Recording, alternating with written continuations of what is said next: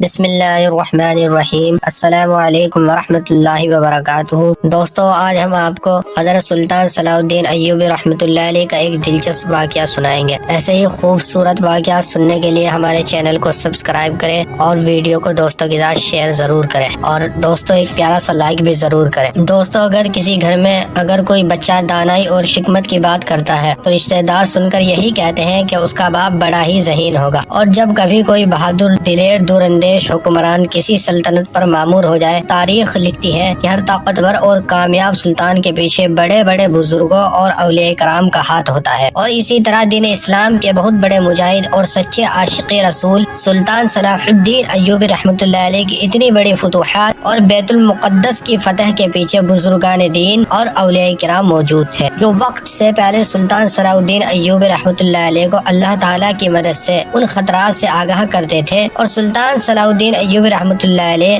اپنی عقل مندی سے ان آنے والی مشکلات اور دشمن کی چالوں کا منہ توڑ جواب دیتے تھے۔ سلطان صلاح الدین ایوبی رحمۃ اللہ علیہ اپنے گھوڑے پر تیز رفتاری کے ساتھ ایک بازار کی طرف جا رہے تھے۔ تاریخ لکھتی ہے کہ وہ سفر سلطان صلاح الدین ایوبی رحمۃ اللہ علیہ کا نہ ہی کسی جنگی مہم، نہ ہی کسی معاہدے، نہ ہی کسی منصوبہ بندی کے لیے تھا، بلکہ سلطان صلاح الدین ایوبی رحمۃ اللہ علیہ ایک ایسے بزرگ سے ملنے جا رہے تھے جس نے سلطان صلاح الدین ایوبی رحمۃ اللہ علیہ کو بہت سے ایسے موڑ پر ہدایات کی جس کی ہدایت سے سلطان صلاح الدین ایوبی رحمۃ اللہ علیہ نے دشمنوں کو خاک چٹا دی تھی۔ مؤرخین لکھتے ہیں کہ وہ بزرگ کوئی عام بزرگ نہیں تھا، بلکہ پورے مصر میں اس کو تمام لوگ محترم شیخ کے نام سے جانتے تھے۔ شیخ صاحب کا مسلمانوں کے دلوں میں اپنا ہی مقام تھا، جس نے سلطان صلاح الدین ایوبی رحمۃ اللہ علیہ کو بہت سے ایسے خطرات سے بچایا جس کے بارے میں دشمن کبھی تصور بھی نہیں کر سکتا تھا کہ اس بار سلطان صلاح الدین ایوبی جال سے نکل جائے گا۔ بہت سے مؤرخین لکھتے ہیں کہ محترم شیخ کے ٹھکانوں کا سلطان صلاح الدین ایوبی رحمۃ اللہ علیہ کے علاوہ دوسرا کوئی نہیں جانتا تھا۔ سلطان صلاح الدین ایوبی اس بزرگ اور محترم شیخ سے کئی سالوں تک ملتے رہے اور ہدایات لیتے رہے،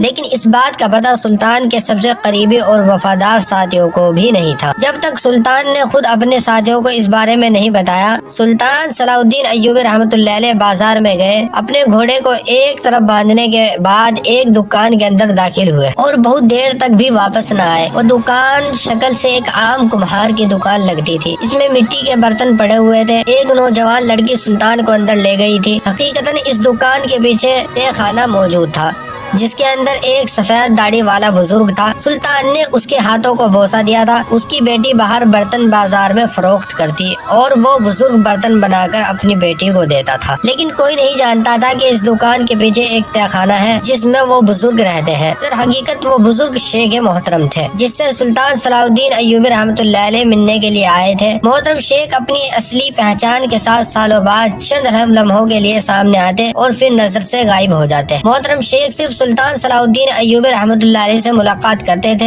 یہ بات کئی سالوں تک چھپی رہی۔ اگر شیخ صاحب کبھی باہر جاتے تو مختلف بھیس بدل کر جاتے اور کسی کو کانوں کان خبر بھی نہ ہوتی تھی۔ شیخ کے ٹھکانے کے بارے میں صرف اس شیخ کی بیٹی اور سلطان صلاح الدین جانتے تھے۔ سلطان صلاح الدین ایوبی رحمۃ اللہ علیہ نے اس شیخ سے ملاقات کی اور بہت سارے راز جاننے کے بعد سلطان صلاح الدین بازار سے روانہ ہو گئے۔ سلطان ابھی راستے میں تیز رفتاری کے ساتھ تشریف لے کر جا رہے تھے کہ اچانک سلطان کی نظر پڑی کہ ایک نوجوان اور حسین و جمیل عورت ایک مرے ہوئے جانور سے اپنے خنجر سے گوشت کاٹ کر کسی برتن میں ڈال رہی تھی۔ چونکہ سلطان ایک عام آدمی کے بیس میں تھے اور سلطان صلاح الدین ایوبی رحمۃ اللہ علیہ کو ہر وقت جاسوسی سے خطرہ رہتا تھا، لہذا سلطان صلاح الدین ایوبی رحمۃ اللہ علیہ نے اس کی طرف دھیان نہ دیا اور واپس اپنے محل کی طرف لوٹ گئے۔ لیکن یہ بات سلطان صلاح الدین ایوبی رحمۃ اللہ علیہ کے دل و دماغ سے دور نہ ہوئی۔ اتفاقاً پھر چند دنوں کے بعد سلطان صلاح الدین شیخ صاحب سے ملاقات کرنے آئے تو دوبارہ سلطان کی نظر اس عورت پر پڑی۔ پھر وہ کسی مرے ہوئے جانور کا گوشت کاٹ کر برتن میں لے جا رہی تھی۔ جب یہ سارا معاملہ سلطان صلاح الدین ایوبی رحمۃ اللہ علیہ نے دیکھا تو بڑا حیران ہو گئے کہ آخر یہ عورت کیا کرتی ہے، اور ہو سکتا ہے کہ عورت کافر ہو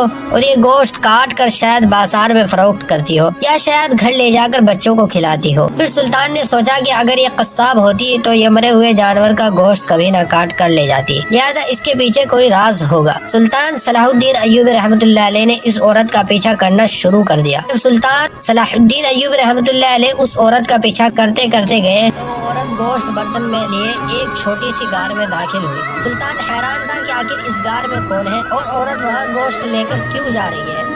सुल्तान सलाहुद्दीन अय्यूबी रहमतुल्लाह अलैह का तजस्सुस बढ़ता रहा। सुल्तान सलाहुद्दीन अय्यूबी रहमतुल्लाह अलैह ने गार से चंद कदम दूर अपना घोड़ा बांध दिया ताकि घोड़े की आवाज सुनकर गार में मौजूद किसी को पता न चल जाए। सुल्तान सलाहुद्दीन अय्यूबी रहमतुल्लाह अलैह घोड़े से उतरे और जाकर गार के दहाने के साथ छिपकर खड़े बातें सुनने लगे। सुल्तान सलाहुद्दीन अय्यूबी रहमतुल्लाह अलैह अगर चाहते तो फौरन ही गार के अंदर दाखिल हो जाते और सारी सूरत हाल का जायजा ले सकते थे, लेकिन सुल्तान ने सोचा कि अगर पर्दे के पीछे हाल मालूम किया जाए तो ये सबसे बेहतर रहेगा। औरत गोश्त लिए जैसे ही अंदर दाखिल हुई तो आगे से एक बूढ़ी औरत बोली, बेटी तुम क्या ले आई हो? तो उसने कहा, अम्मा जी हमारे प्यारे नबी हजरत मोहम्मद मुस्तफ़ा सल्लल्लाहु अलैहि वसल्लम ने फरमाया कि अगर तुम्हारा भूख की वजह से दम निकलने लगे तो हराम जानवर का गोश्त भी मिल जाए तो वो तुम खा के अपनी जान बचा सकते हो, इसलिए मैं एक मरी हुई भैंस के जिस्म से गोश्त के टुकड़े काट कर लाई हूँ। वालिदा आपको अपनी आंखों से भूख से तड़प तड़प कर मरता हुआ नहीं देख सकती, तुमसे चला नहीं जा रहा है। 2 दिन की भूख ने आपको तोड़ कर रख दिया है। आप पहले से ही इतनी बीमार है और कमजोर हड्डियों में इतनी ताकत नहीं कि आप इतनी भूख बर्दाश्त करें। और फिर इतने में बच्चे रोने लगे तो उन बच्चों की माँ ने कहा, अम्मी जान शायद हम तो भूख को बर्दाश्त करते करते मौत को गले में लगा लें, लेकिन ये बच्चे तो बिलक बिलक कर मरेंगे और मैं इन बच्चों को अपनी आंखों के सामने मरता नहीं देख सकती, इसलिए मैं ये एक मुर्दार जानवर के जिस्म से गोश्त काट कर ले आई हूँ। और फिर उस औरत ने एक और बर्तन में गोश्त को डाला, पानी के साथ धोने के बाद उसमें नमक डालकर हांडी चढ़ा दी। सुल्तान सलाहुद्दीन अय्यूबी रहमतुल्लाह अलैह सारा मंजर देख रहे थे। सुल्तान की आंखों से आंसू जारी थे, क्योंकि वो सुल्तान जो खुद गरीबों की तरह का खाना खाता ताकि मेरी सल्तनत में कोई भी आदमी भूखा न रह जाए। और जब ये सुल्तान ने मंजर देखा तो सुल्तान दिल से तड़प गया और सुल्तान की आंखों से मुसलसल आंसू जारी हो गए।